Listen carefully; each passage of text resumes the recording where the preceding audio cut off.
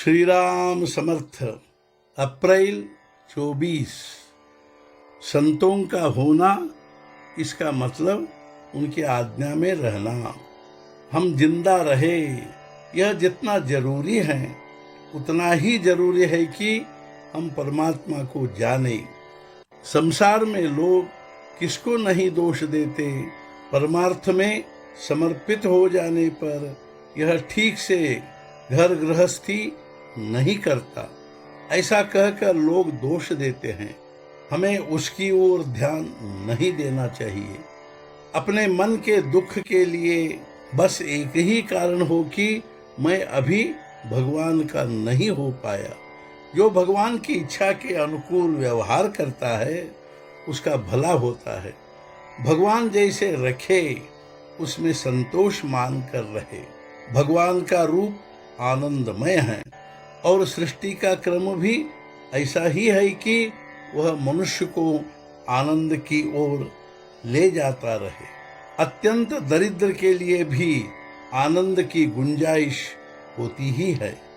आनंद के बिना मनुष्य का जिंदा रहना ही संभव नहीं है। हम जब मूलतः आनंद रूप हैं तो फिर यह दुख का ढेर कहाँ से आया? हमें दुख इसलिए होता है कि हमारी कहीं भूल होती है। मैं सही हूँ या गलत हूँ, ऐसी आशंका मुक्त व्यक्ति के मन को छूती तक नहीं, क्योंकि देवता और वह एक रूप होते हैं।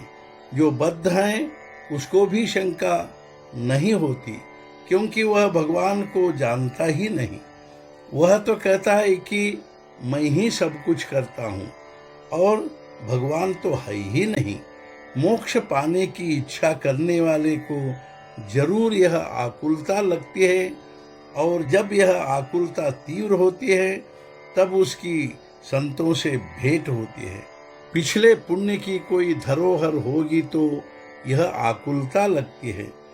हम संतों के होकर रहे, उनके हो जाने पर हमें लगना चाहिए कि उनके सिवाय हमारा कोई नहीं है। संतों के होना यानी उनकी आज्ञा के अनुसार व्यवहार करना। वे जैसा कहे वैसा करना, लेकिन वे जैसा बर्ताव करते हैं वैसा न करे। सत्य की संगति करने पर सत्संगति मिलती है। किसी की भी आसक्ति न रखते हुए संसार में व्यवहार करना ही मुक्तों का लक्षण है। यदि किसी बात की अभिलाषा ही नहीं रखेंगे तो दुख क्यों होगा? अभिलाषा न रखने पर दुख का कारण ही नहीं रहता। जहाँ तुम हो वही सद्गुरु हैं, ऐसा तुम्हें लगता है और संतोष होता है। यही उनकी सच्ची कृपा है। श्रद्धा से जो काम होता है वह तपस्या से भी नहीं होता। अपने गुरु की आज्ञा के अनुसार व्यवहार करने को ही परमार्थ समझो। गुरु साक्षात परमात्मा ही है। उनकी आज्ञा का पालन ही तपश्चर्या है। इससे भिन्न कुछ करने की आवश्यकता है ऐसा नहीं लगना चाहिए। अच्छे लोगों को भी लगता है कि अपने मन के विकार मिट नहीं रहे, किंतु विकार जाते नहीं कि रट लगाकर वे घटते तो नहीं, उल्टे बढ़ते हैं। उधर ध्यान नहीं देना चाहिए। नामस्मरण करने का अपना काम जारी रखे, जिससे विकार अनायास कम होते रहेंगे। किंतु इतना ध्यान जरूर रखा जाए कि मन देह के पीछे पीछे नहीं जा रहा। आज का मुख्य विचार, संतों की आज्ञा को प्रमाण मानना ही अनुभव प्राप्त करने का साधन है।